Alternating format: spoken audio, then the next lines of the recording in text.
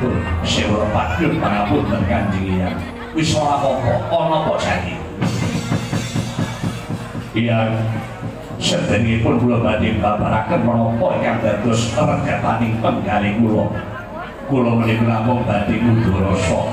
Perkara apa? Jundun-jundun kok berarti alam. Tegese iki.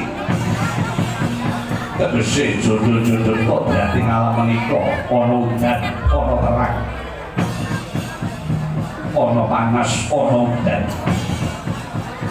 Ana bunga, mesti ana susah. Ana bapa, mesti ana biyu. Lakang monggo kula menika saben-saben srawung lan kanca-kanca kula menika kula mesti tansah dipun olo-olo, kula menika tansah dipun wadani. Jarene kula menika anak jadah.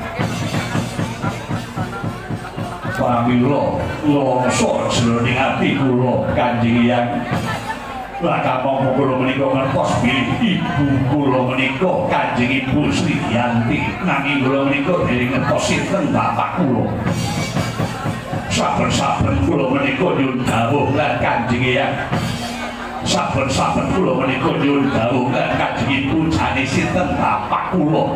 Kanjeng Ibu, Kanjeng Hyang boten purun walapa, boten purun waleh.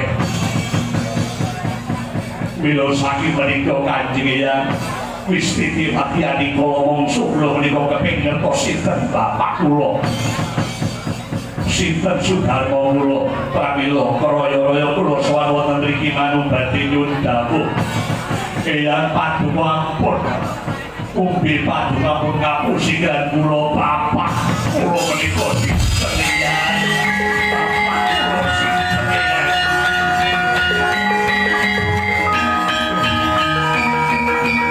Iya jagat dewa matur jagat manis kumara. Konco sela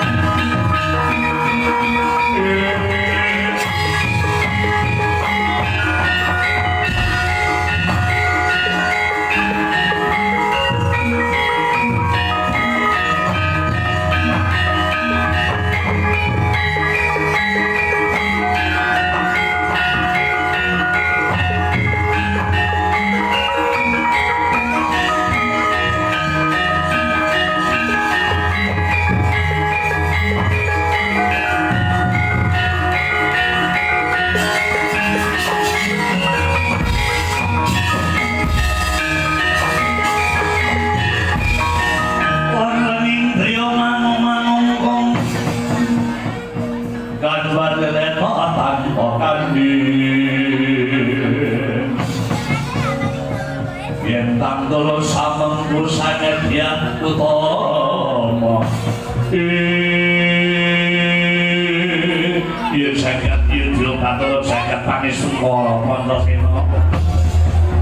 Ditakon ki pirang-pirang, ditakon ki mamblah-mamblah. Aku njaluk tulung aja takon kuwi Pantasena mboten ya.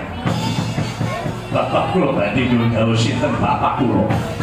Paribasan tidak orang tak pedot kepala orang tak lumpati orang tak bongol rame-rame rampas malam-malam badai kula butuh buti kula sembadani butuh badai kula rambung kula namung kepingin sinten bapak kula lakang mongko pakarti kula angen-angen kula menapa luput menawi kula menika kepengin dharma bekti kaliyan tiyang sepuh kula Kanjeng Hyang. Bapak kula menika sinten? Menawi tesi gesah sinten asmanipun wonten pundi dunung pamanipun. Kula kepengin sumengkem kaliyan bapak. Nanging menawi bapak menika sampun sirna utawi sampun sedo wonten pundi pesayanipun. Badhe kula kintu, badhe kula sawur kaliyan kembang ingkang Gondwaru minangka tandha sukemipun Pancasena kaliyan tiyang sepuh kula. Menapa kula menika lepat menawi kula menika kepengin dharma bekti sumungkem kaliyan bapak kula Kanjeng Hyang.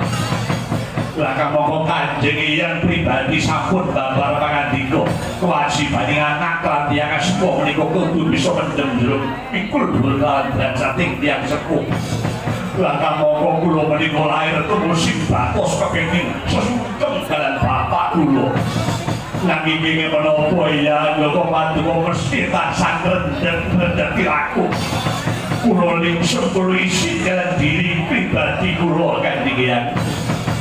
Samangke nuwun paduka walaka kemawon menawi samangke paduka Kanjeng Hyang kok boten purun walaka dumateng kula sinten bapak kula kita cek wiwi menawi kula menika anak sing boten jelas. Perkarane menapa kula menika duwe ibu jenenge Ibu Sriyanti nanging kula menika dereng ngertos sinten bapak kula tegese Kanjeng Ibu menika tumindak sedhek krana boten wonten bapakipun. Lader kados ngaten cetha welo-welo kanca-kanca mastani kula menika anak ingkang jatah anak ingkang haram lho